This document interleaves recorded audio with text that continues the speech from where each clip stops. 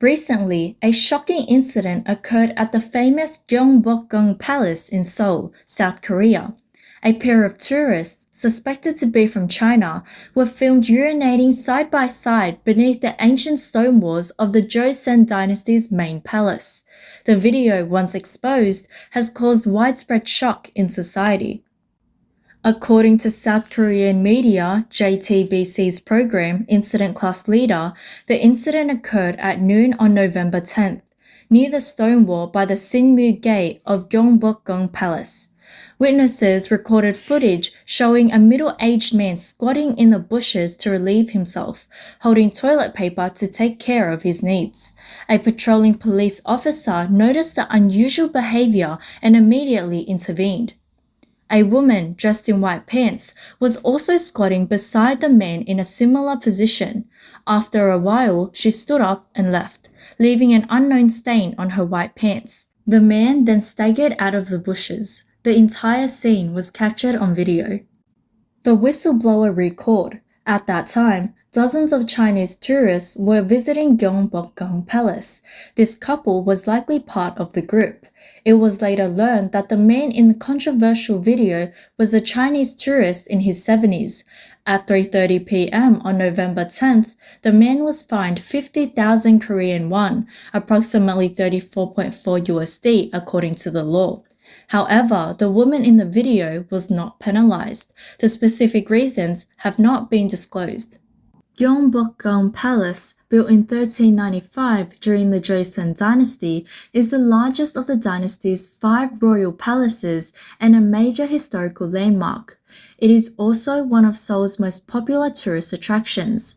The uncivilized behavior at the site created a stark contrast to the royal atmosphere of the palace, which left many astonished.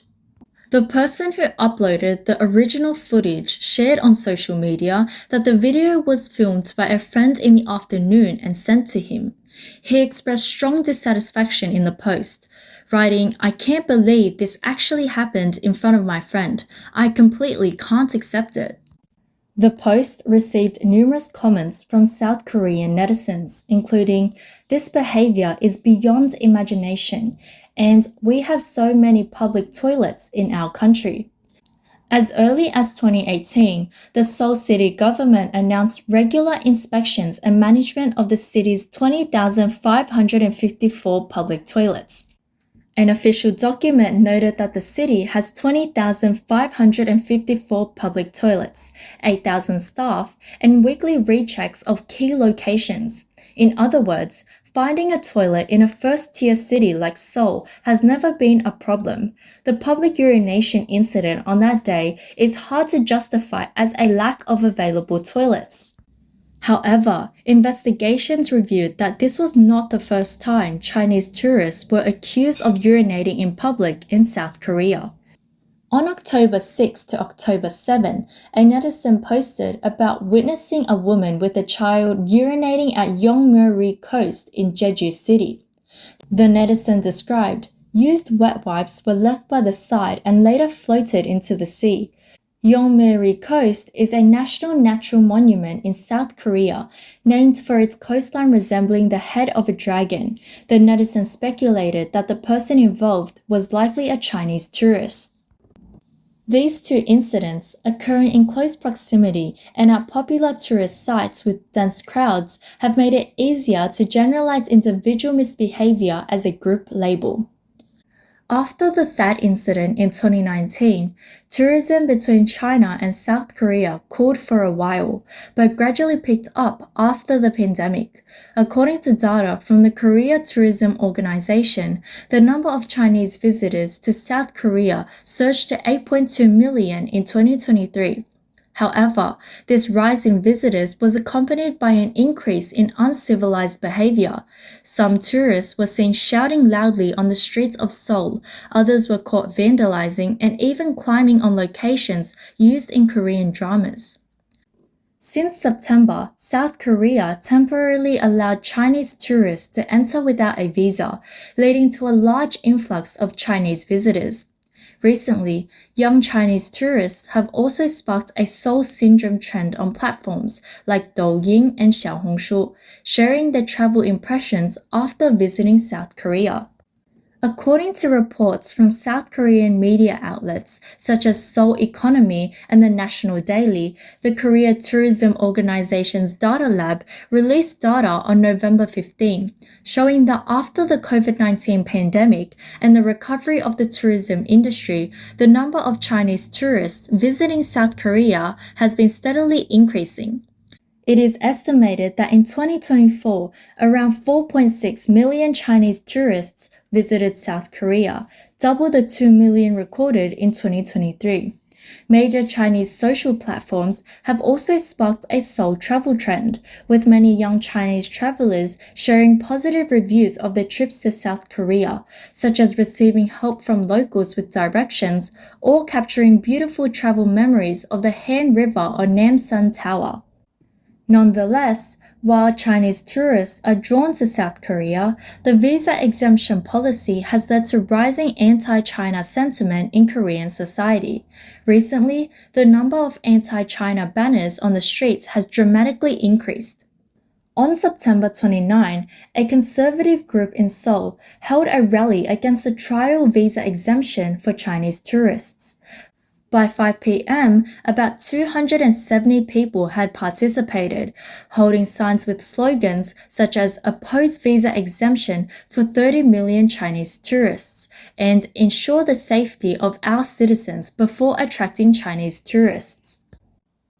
The rising anti-China sentiment on the streets of South Korea is not without cause. Political disputes are part of the issue, but more directly, the stimulus has been the recurring uncivilized moments that have appeared on camera. Ironically, these behaviors are amplified abroad, largely because they are already common in China and not something that suddenly appears when abroad.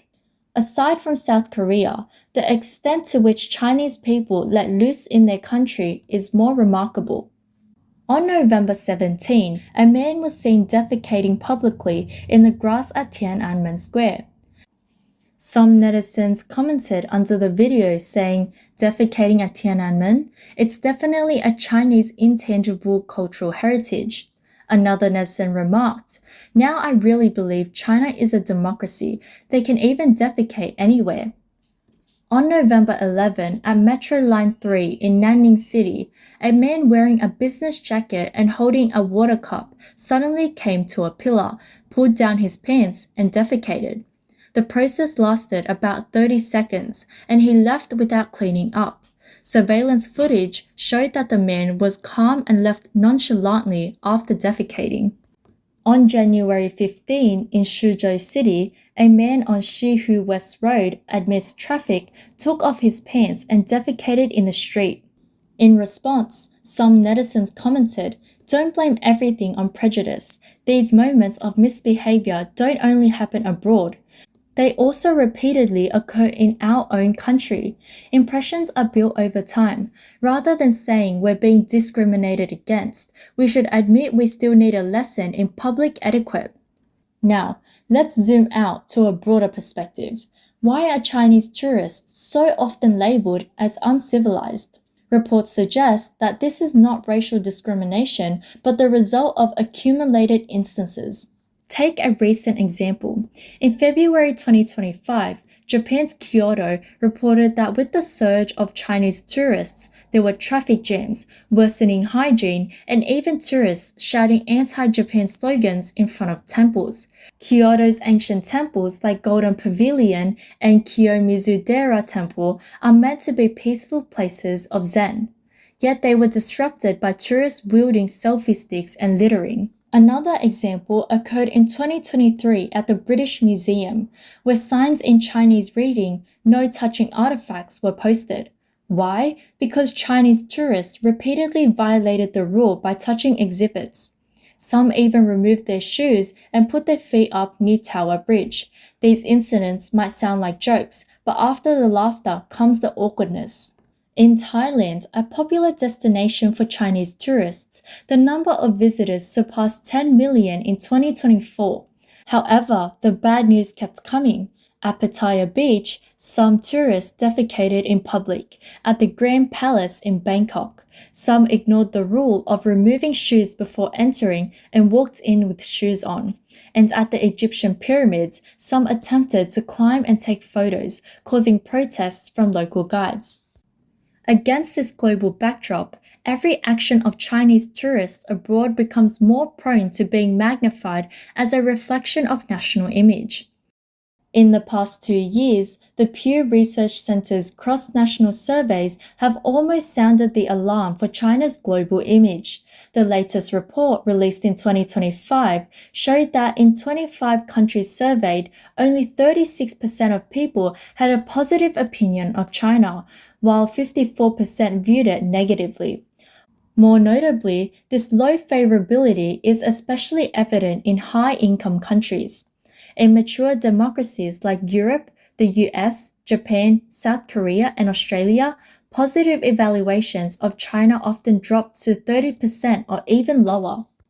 In recent years, the negative perception of China's system, behavioral norms, and etiquette remains unchanged among an increasing number of respondents. What's even more concerning is that while these views have somewhat softened among younger generations, they remain relatively low. In other words, even among the more open-minded, diverse, and globally connected youth, there have been no significant shift in their overall impression of China. But here's the problem. Why do these uncivilized behaviors keep happening? And why are they repeatedly magnified abroad? Where does the true cause lie? Digging deeper, the issue extends beyond individuals. Education failure is key. China's education system, though seemingly strict and focused on discipline, has long trained children to be score machines, while really teaching them to be modern citizens who can live decently in public places. In today's schools, civilization education is often superficial, limited to slogans. Whether it's speeches during flag-raising ceremonies, propaganda on walls, or essays about civilized students memorized in language classes. But these lessons never truly enter children's daily lives. No one teaches them how to remain quiet in libraries, how to queue on public buses, how to maintain hygiene in public restrooms, or how to respect cultural relics in history museums. The so-called morality and ethic classes in schools are meant to cultivate students' moral and social responsibility, but in reality, they serve more to teach students to be obedient. This is why many people bluntly say morality education is essentially patriotic brainwashing. It's the Chinese Communist Party's indoctrination class. If we look at Chinese tourists over 70 years old, we find that their uncivilized behavior is not just a personal habit, but a deep imprint left by the era under the CCP's rule. The generation born in the 1940s and the 1950s grew up during Mao Zedong's era.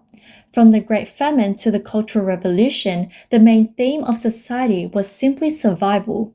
During that time, the CCP's governance focused on political movements and class struggle, with little attention given to public civility.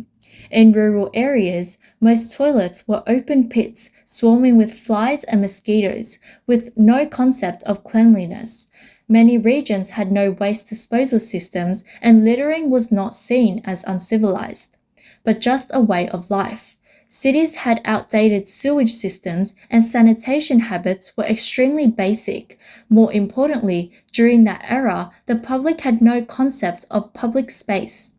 In such an environment, it was impossible for people to develop the public manners that modern society requires because civility needs stability, safety, systems, and education, none of which were available at that time. More deeply, the CCP never provided real civic education to this generation. From a young age, they were taught politicized ideological education, loyalty to the collective, obedience to the leader, and task implementation, but never learned public rules, social responsibilities, or cross-cultural etiquette. As a result, when they grew up, They naturally lacked dining etiquette and awareness of public order and cross-cultural sensitivity because these skills were never taught. So, when these individuals from the 1940s and 1950s finally had the chance to travel abroad, they carried with them survival logic shaped over decades.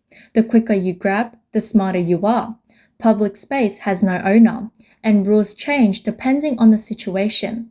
This behavior was tolerated at home, but once abroad, facing mature systems and sensitive cultural environments, all the gaps became immediately apparent. Thus, uncivilized behavior is never just a personal mistake of a tourist. It is the result of decades of education structure, social environment, and national governance. On the other hand, many long-standing issues within China's domestic social structure have also led to today's uncivilized phenomena. A clear example is China's public facilities, especially its toilet system. After the urban toilet revolution, the number and cleanliness of public restrooms in first-tier cities have greatly improved. But in vast rural areas, suburban areas, and remote regions, the reality of few distant and dirty toilets still exists. Many people grew up in environments with poor toilet conditions, which led to the habit of finding a hidden corner to solve the problem in emergencies. Cultural factors are also crucial. Traditional Chinese culture emphasizes restraint and reserve, but due to the Communist Party's destruction of traditional culture, this restraint has not genuinely extended to public space awareness. Instead, under the collective influence of modern society, it has transformed into another form of herd mentality. In Chinese tourist attractions, when someone cuts in line, litters, or ignores the queue, bystanders often don't intervene but silently join in. Once this go-with-the-flow misbehavior becomes group behavior, it snowballs and grows larger. When traveling abroad, a group of people will naturally bring these domestic default behaviors with them.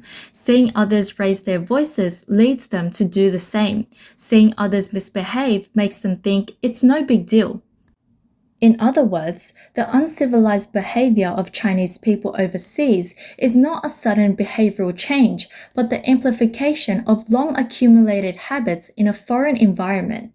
Shanghai scholar Zhu Dake believes the lack of public civility is closely related to long-term class struggle education, treating everyone as an imagined enemy and viewing all daily life events as part of class struggle. For enemies, there's no need for politeness. Revolution is not a dinner party.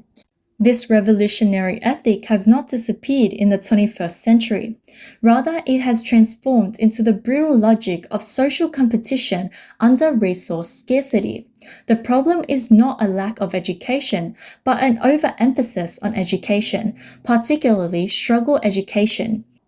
Other Chinese experts pointed out that the most sensitive and ironic part of this uncivilized issue is the CCP's dual face on the topic of civilization. In recent years, the government has heavily promoted the concept of civilized China, launching various grand plans, such as the 2023 to 2025 Domestic Tourism Enhancement Plan, which sounds impressive. Cultivate civilized tourism benchmarks, establish civilized role models, and create civilized cultural scenes, while continuously issuing civilized travel tips and civilized travel proposals. However, when the camera moves from the promotional videos to reality, the gap is immediately visible.